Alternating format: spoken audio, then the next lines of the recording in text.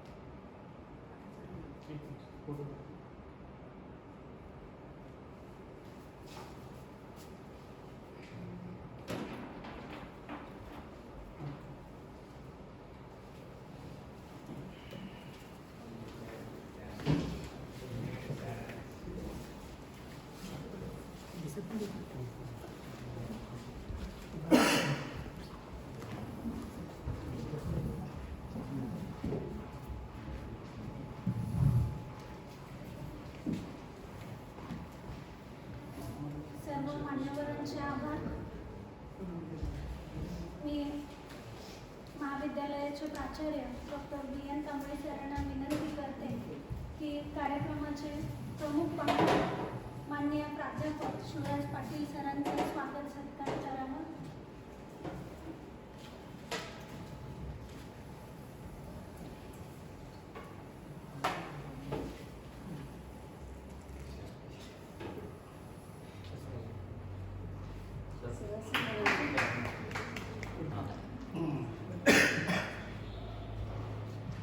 Okay झालं.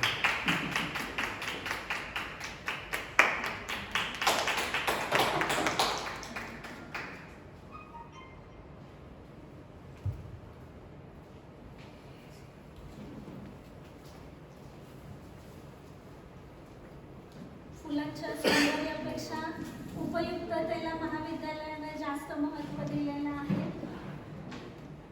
तर या औपचारिक कार्यक्रमामध्ये जास्त वेळ न घालवता ज्यांचं बोलणं ऐकण्यासाठी आपण सर्वजण आतुर झालेला आहात अशा प्रमुख पाहुण्यांना मी विनंती करते की यापुढील सूत्र आपण हातात घ्यावी.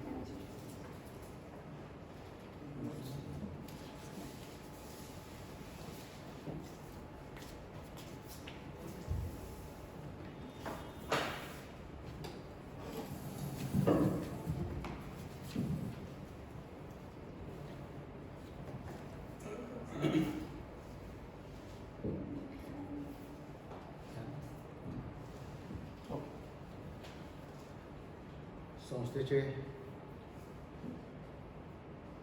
सर्व आदरणीय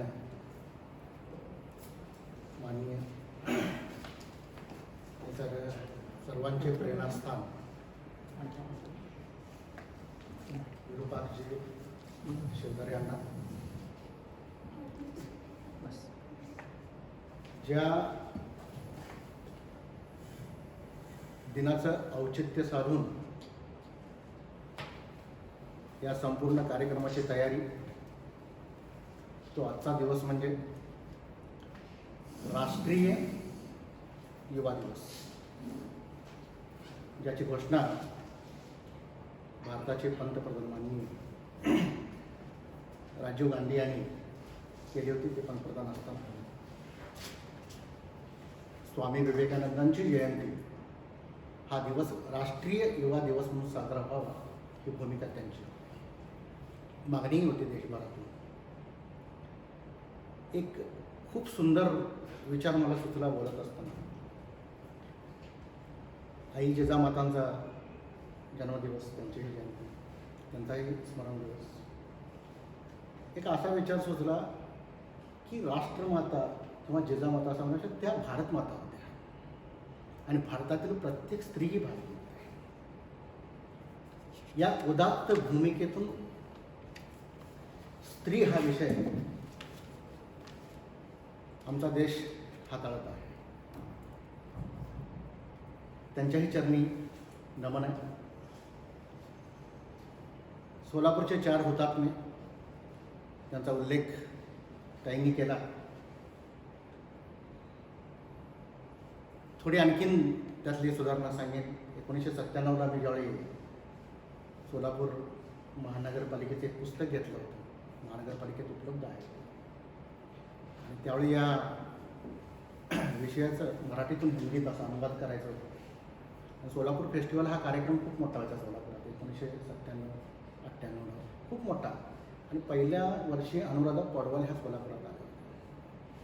त्यावेळी त्या पुस्तकाचं प्रकाशन, त्यांच्या हाती ते पुस्तक लिहायची संधी मला मिळाली होती. आणि मग सर्व लिहित असताना 4 हुतात्मे ज्यांना इंग्रजांनी फाशी दिली, एक 5वा हुतात्मा आहे. ज्यावेळी सिंधीची झाडं तोडण्यासाठी गर्दी जमली आणि मिस्टर नाईट हे त्यावेळी सोलापूरचे कलेक्टर होते, मॅजिस्ट्रेट वगैरे त्यांना म्हटलं जायचं त्यांच्या भाषेमध्ये. आणि खूप गोंधळ झाला म्हणून त्यांनी गोळी चालवली. आणि ती गोळी ज्या युवकाला लागली त्याचं नाव शंकर शिवदार आहे. हा 5वा हुतात्मा, ज्यांचा उल्लेख फार कमी सोलापूरच्या इतिहासात केला होता. त्याचं नाव आहे त्या पुस्तकामध्ये, पण फार कमी बोललं जातं, पण तेही हुतात्मे आहेत. आणि बरेच लोक, त्यानंतर मंगळवार पेठ पोलीस चौकी वगैरे जाळले, हा प्रकार घडला. सोलापूरचा इतिहास तुम्हाला मला सगळ्यांना माहीत आहे. त्याचा उहापोह याच्यासाठी केला की ही सगळी नावं आपल्याला माहीत असावी. त्यानंतर स्वामी विवेकानंद हे तर भारतीय संस्कृतीचे मूर्तिमंत प्रतीक आहेत. एक जाज्वल्यमान व्यक्तिमत्व आहे. अवघा 39 वर्षाचं आयुष्य ज्या माणसाला लाभलं, ज्या व्यक्तिमत्वाला लाभलं, तो युवा चीर तरुण म्हटलं जातं. त्यांचा उल्लेख आहे चीर तरुण. की खूप मोठं कार्य त्यांच्या कालखंडात आणि भारतापुढे केवळ त्यांनी भाषण दिलं नाही, हे सगळ्यात महत्त्वाचं आहे. की बऱ्याच वेळा काय होतं, भाषण म्हणजेच आपल्याकडे ज्ञान समजलं जातं, असं बरंच झालं आहे. आणि खूप चांगला बोलतो म्हणून बोलवा आणि व्याख्यानात या आपल्या ऐकायला बरं वाटेल, एक अर्धा तास 45 मिनिट कानालाही बरं वाटेल आणि छान कार्यक्रम घेतला, असा एक प्रतिष्ठेचा विषय प्रत्येकाला होत असतो. मनोरंजन हा काय व्याख्यानाचा विषय नाही.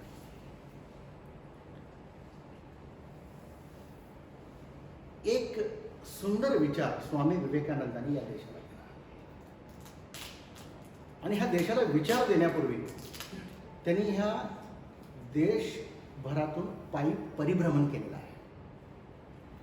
संपूर्ण देश, अगदी हिमाचलापासून कन्याकुमारीपर्यंत आणि इकडे दोन्ही पूर्व आणि पश्चिम ह्या दोन्ही दिशेला पायी फिरलेले आहेत. जवळ एकही रुपया नव्हता, हातात एक दंड आणि कमंडल, एवढा नावही नव्हतं. विवेकानंद हे नाव खूप उशिरा मिळालेलं आहे. बऱ्याच वेळा आपण फक्त स्वामी विवेकानंद म्हणून ओळखतो, हे नंतरच नाव आहे, कारण ते अमेरिकेत खूप प्रसिद्ध झालं. पण त्यांचं मूळ नाव हे नरेंद्र हे त्यांचं नाव आहे. त्यांच्या आपल्याकडं आता महाविद्यालयाचे सर्व वर्ग आहे, शिक्षक वर्ग आहे, प्राध्यापक आहेत, विद्यार्थी आहेत, म्हणून मी त्यांचा जन्म वगैरे ह्या गोष्टी घेतलेल्या नाही आहेत. पण काही जे मौलिक विचार आहेत, जे महत्त्वाचे आहेत, ज्याची आज गरज आहे, या देशामध्ये काही लोकांची वैशिष्ट्य आहेत. जसं विवेकानंदांचं वैशिष्ट्य आहे की संपूर्ण समर्पण, हे त्यांचं वैशिष्ट्य आहे. नंतर सगळ्यात आधुनिक काळामध्ये ज्यांना आम्ही मानतो किंवा ज्यांना आम्ही खरंच या देशाचा स्रोत मानतो, प्रेरणा स्रोत मानतो, डॉक्टर बाबासाहेब आंबेडकर. त्याचं कारण आहे, ज्या व्यक्तींनी एवढं मोठं साहित्य आणि यातना तर भोगल्या, हे सर्व महापुरुषांचा इतिहास होता की सर्वांनीच यातना भोगलेल्या आहे, परंतु त्यांनी स्वतःबद्दल एकही वाक्य कुठंही लिहिलं नाही की मी हे भोगलं. स्वतःच्या दुःखाची एकही किनार, एकही शब्द त्यांच्या कुठल्याही साहित्यात नाही. धनंजय कीरांचं साहित्यानं वाचलं, सुखदेव थोरांताचं साहित्यानं वाचलं, अहिल्याबाईंचं देखील त्यांच्यासोबत वाचनाचा योग आला.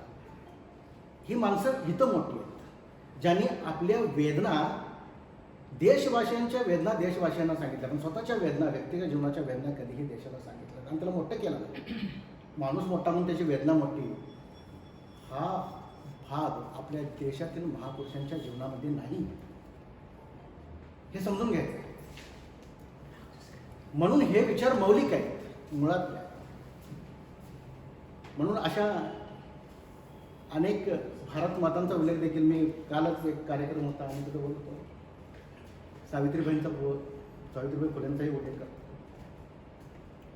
विचार करण्यासारखी गोष्ट आहे की ज्या कालखंडात जी स्त्री शिक्षणासाठी बाहेर येते त्याच्या अंगावर शेण फेकलं जातं, चिखल फेकलं जातं, पण त्याच्याबद्दल त्यांच्या तोंडातून एक अवाक्षर येत नाही, ही गोष्ट मोठी आहे. आणि धाडसाने पुढील कार्यासाठी पाऊल टाकतात. ही माणसं या ठिकाणी महान आहेत, या ठिकाणी ही माणसं मोठी आहेत.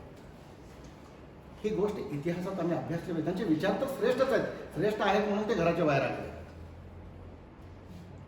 पण ती माणसं महान का आहेत, ती माणसं मोठी का आहेत, त्याची कारणं या ठिकाणी आहे की ज्यांनी स्वतःबद्दल इतिहासातल्या कुठल्याही पुस्तकात वाचा किंवा कोणतेही पान चाललं तर त्यांनी स्वतःबद्दल कधीही काही म्हटलं नाही. नाहीतर आज एखादी छोटी गोष्ट केली तर आम्ही त्याची जाहिरात, आता वाटतं पण फेसबुक तर ते अगदी केस जरी विंचरले तरी त्याचे फोटो टाकून त्याचे आम्ही आज केसाशी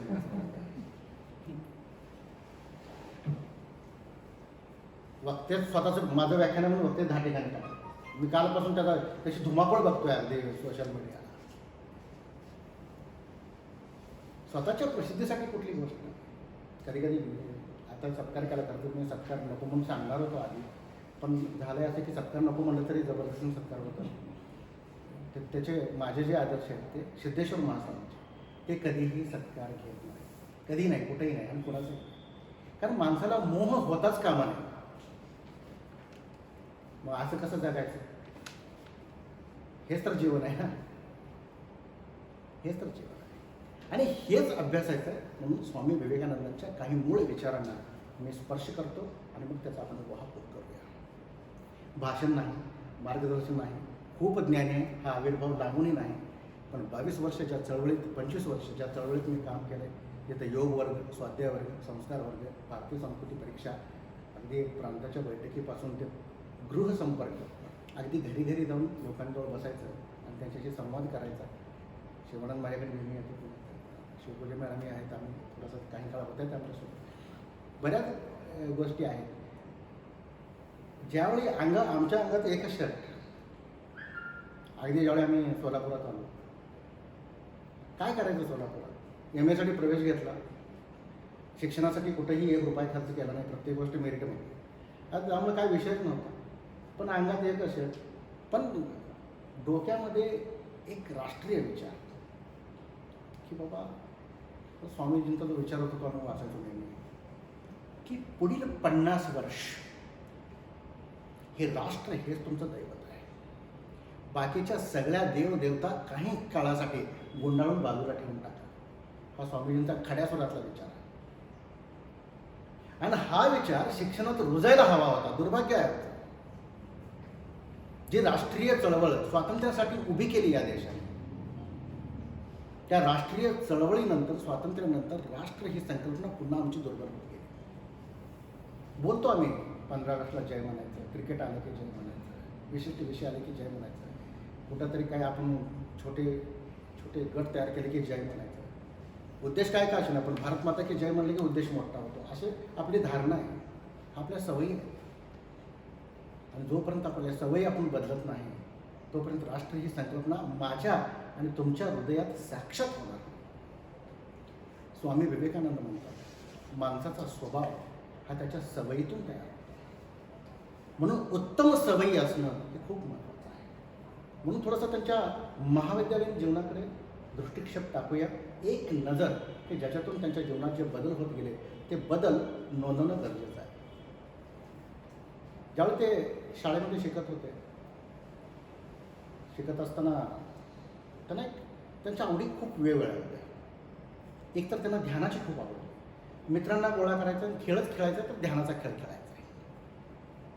बघा बालक म्हणजे बदल काय असतात. आता ते ध्यानाचाच खेळ का खेळत होते, पुन्हा असे अनेक विषय प्रश्न विचारणारे पण राहतात, पण तो त्यांचा, कारण त्यांचे आजोबा त्यांनी संन्यास घेतला होता, संन्यासाची परंपरा त्यांच्या घराला होती आणि ध्यानाचे खेळ खेळायचे आणि इतके ध्यानमग्न होऊन जायचे, एकाग्रचित्त होऊन जायचे. एकदा तरी साप देखील त्यांच्या जवळ आला तेही त्यांना कळलं नाही, इतके एकाग्रचित्त होऊन जायचे. बाकीची मुलं पळून गेली, पण नरेंद्र त्या ठिकाणी बसलेला होता. हा एक त्यांच्या चरित्रातील भाग आहे. मग ज्यावेळी ते हळूहळू मोठे व्हायला लागले, त्यांना आवड कुस्तीची आवड. स्वामी यांच्यामध्ये काय काय टॅलेंट होतं मी तुम्हाला सांगत जातोय की कुस्तीची आवड. कलकत्त्यातील चांगल्या आखाड्यामध्ये जाऊन कुस्ती खेळायला लागत त्यांना.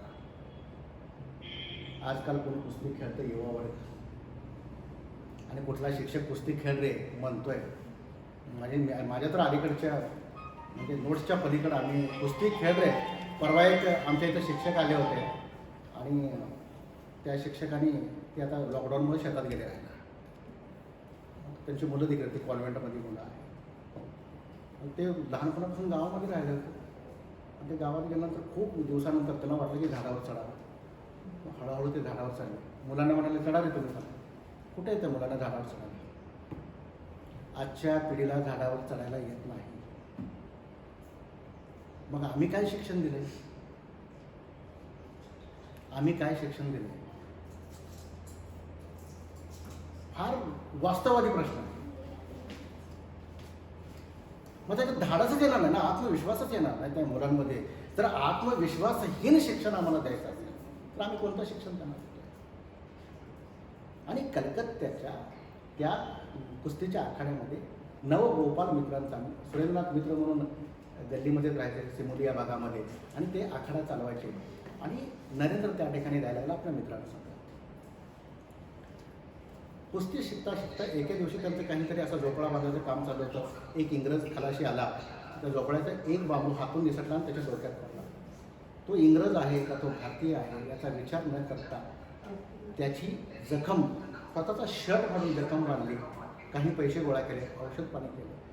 ही जी उदात्ततेची भावना जी आहे, ही जी व्यापक भावना आहे, ही जी खोली आहे, हा जो संस्काराचा डाब आहे तो नरेंद्रच्या ठिकाणी पुढे तोच मोठा झालेला आहे. आणि ह्या साऱ्या संस्काराची शिदोरी त्यांना घरातून मिळालेली आहे. आई धार्मिक होती, वडील 3-4 भाषाचे ज्ञान होते. अगदी त्यांना फारसी भाषेचं ज्ञान उत्तम होतं. घरी मैफिली चालायच्या. हिंदीचं ज्ञान होतं. इंग्रजी उत्तम वकील होते घरी. इंग्रजी भाषेचं ज्ञान आजकाल होतं. आणि वकील असल्यामुळे कलकत्त्यातील खूप दिग्गज लोक, मोठमोठी माणसं घरी भेटायला यायची. भेटी व्हायच्या, चर्चा व्हायच्या. आणि त्या सर्व चर्चांमध्ये हा नरेंद्र बसलेला असायचा. तो ऐकायचा. हे सगळे संस्कार घरातून लहानपणापासून. दुर्भाग्यानं आज म्हणावं लागतं की आमचे घरातले संस्कार हे हरवलेले आहेत. आणि ही गंभीर गोष्ट आहे ना. आज आम्हाला ती गंभीर वाटत नाही, हे आमचं दुःख आहे. कुठे कुठे हरवलेले आहे. सुरुवातीला आम्ही टी व्हीला आम्हीच इडियट बॉक्स म्हणत होतो. आम्ही सगळ्यांना हे शब्द ऐकलेला आहे सगळ्यांनी. आम्ही म्हणत होतो, पण आम्हाला आज ते इडियट बॉक्स वाटत नाही. एक वेळ मोबाईलला आम्ही शिवाय देणारे ऑनलाईनमध्ये मोबाईल घ्या रे म्हणून आम्ही सांगू लागलो. आई बरोबर. आणि वडिलापेक्षा जास्त मुलाला मोबाईलची गरज आहे हे सिद्ध झालं ऑनलाईनमध्ये. त्यामुळे वडील बाहेर गेल्यानंतर माझा मोबाईल माझ्या मुलाकडे असं सांगू लागलं बाहेर. हे बदल. म्हणून विवेकानंदांनी सांगितलं की विज्ञानाला नावं ठेवू नका, विज्ञानाची उपयोगिता समाजासमोर मांडा. नाहीतर हे असंच आहे, हे फेकून दे रे, तुला कळत नाही का, तुझा वागला. हे सगळे ह्या सगळ्या भाषा होऊन झाल्या शिक्षण क्षेत्रात. अगदी वर्तमानपत्रात देखील बरेच वेळा छापून आले. भांडणं देखील झाली त्याच्यावर. कुठेतरी या सगळ्या गोष्टीचा साधक बाधक आणि सर्वांगीण विचार होण्याची गरज आहे. स्वामी विवेकानंदांनी विज्ञानाची का शेवट विज्ञानिष्ठ होते ते, प्रखर विज्ञानिष्ठ. मी तुम्हाला पुढं सांगेन ते की ते अमेरिकेला गेले आणि लवकर गेले आणि काय केलं सांगेन तुम्हाला. पण मूळ विचार जो आहे तो धरून आपण पुढे जाऊ. गोपाल मित्रांचा आणि कलकत्त्यातील त्यांना शिकवणारा उस्ताद, त्या उस्तादाला कुस्तीमध्ये विवेकानंदांनी हरवलं पुढच्या जगात. एक पॅशन, एक असा आवेग त्यांच्या आतमध्ये होता की हे करायचं आहे. बॉक्सिंगमध्ये चॅम्पियन होते स्वामी विवेकानंद. पैलवान शैली बॉक्सिंगमध्ये चॅम्पियन. संगीत, हातात सतत पेटी वाजवणे आणि आवाज इतका सुमधुर आणि गोड होता. त्यांची भजनं ऐकूनच रामकृष्ण परमहंस अगदी असे सुकोमल झाले होते, द्रवित झाले होते. 1881 दिवस मी सांगितलं म्हणते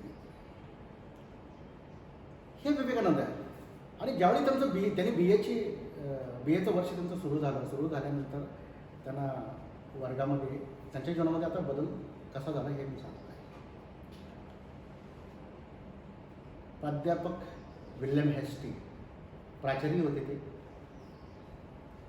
एके दिवशी इंग्रजीचा तास होता, शिक्षक रजेवर होते म्हणून प्राचार्य तासावर आले. पूर्वी असं होतं, शिक्षक रजेवर गेल्यानंतर जो कोणी उपलब्ध असेल, मग ते प्राचार्य असतील, शिक्षक असतील, म्हणजे सुरुवातीच्या आपल्या शिक्षण व्यवस्थेमध्ये त्यांनी तासावर जायचा. तो तास का मला काम नाही, तो जो विद्यार्थी बसलेला आहे त्याच्यासाठी करायचा. ह्यात मला काम लागलं किंवा आता मला काय, ह्यांनी गेले रजेवर, मी त्यांचं चालू असले विषय हे क्षुद्र विषय नव्हतेच. ते का घ्यायचं, तर तो जो बसलेला निरागस विद्यार्थी माझ्यासमोर आहे तो या देशाचा नागरिक आहे. तो या देशाचा नागरिक आहे. भविष्य काळात तो देशातील कोणत्या ना कोणत्या व्यवस्थेत असेल, कुठल्या मोठ्या पदावर असेल, तोही प्राध्यापक असेल, तोही शिक्षक असेल, तो इंजिनियर असेल, तो डॉक्टर असेल, तो कलेक्टर असेल, तो राजकीय नेता असेल. ह्या सगळ्या गोष्टी आहेत. आणि पुढच्या शिक्षणाच्या कालखंडामध्ये मोठी मोठी नियमावली आली. मग मी 5 तास, मग माझे 4.5, मग फक्त आता बायोमेट्रिकला 1 मिनिट राहिलं आहे, किंवा मग असं मग स्टाफरूममध्ये ही चर्चा झाली. मग आमचे दोघाचे गट वेगळे, त्या तिघाचे गट वेगळे, यांचे गट वेगळे. प्रिन्सिपल म्हणजे वेगळाच असतो, तो म्हणजे आमचा शत्रूच आहे. मग संस्थापक असे असतात. मग आजूबाजू ते दोघं नेहमी असंच होतं. ह्या सगळ्या विषयांनी आमचं स्टाफरूम त्याचा स्तर उतरत वाईट नावं ठेवणं विषय नाही का. ह्याचा परिणाम कुठे झाला? ह्याचा परिणाम आम्ही राष्ट्रीय चारित्र्य घडवण्यात कमी पडलो. इथंच आहे.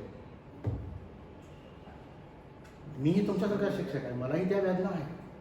तुम्हाला ह्या सगळ्या गोष्टी सांगतो म्हणून काहीतरी वेगळं सांग, ही भावना बिलकुल नाही. अगदी स्वच्छ भावनेने बोलतो आहे. काय झालं या देशामध्ये, या देशाची तर या कालखंडातली राजकीय अवनती आणि सामाजिक अवनती पाहत गेलो आणि येऊन ते परिवारापर्यंत पोचला. आता आम्हाला राष्ट्रीय चारित्र्य नाही. भारताच्या अवनतेतील सगळ्यात मोठं कारण आणि बदलत्या कालखंडामध्ये हळूहळू असं होत गेलं, महापुरुषांची चरित्र ही अभ्यासक्रमातून बाहेर पडली. मग कोण सांगणार त्यांना? सोलापुरातील सिद्धेश्वराचं महात्म्य कोण सांगणार सोलापूरच्या लोकांना? आणि सिद्धेश्वरांचं चरित्र काय होतं त्यांची आठवण आज या दिवशी केल्याशिवाय, आणि मग सिद्धेश्वरांचा अभ्यास कोण करणार? सांगायला नको आम्ही आमचे महापुरुष का सोलापूर उभा राहिलं त्या काळखंडात? 12व्या शतकातील ती गोष्ट सगळी अगदी, आणि दुष्काळ प्रवण प्रदेश हा आपला, कायमस्वरूपी दुष्काळ.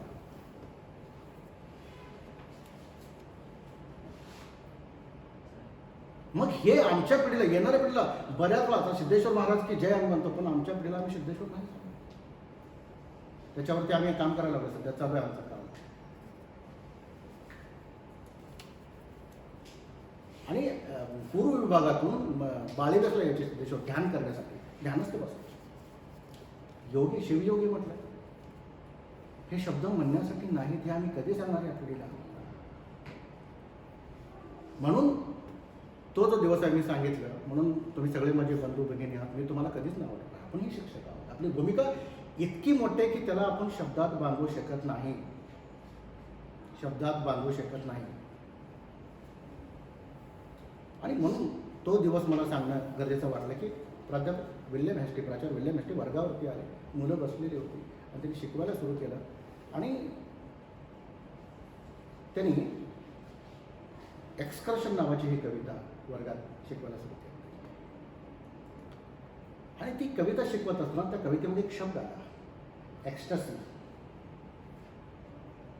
आणि त्या शब्दाचा अर्थ उन्मनी अवस्था किंवा समाधी अवस्था असा त्याचा अर्थ होतो. आता हा शब्द सामान्य मुलांना नाही समजणार, पण सगळीच मुलं घाबरून प्रश्न, शिक्षकाला प्रश्न कसा विचार, आपल्याकडे हा एक खूप मोठा भाग आहे.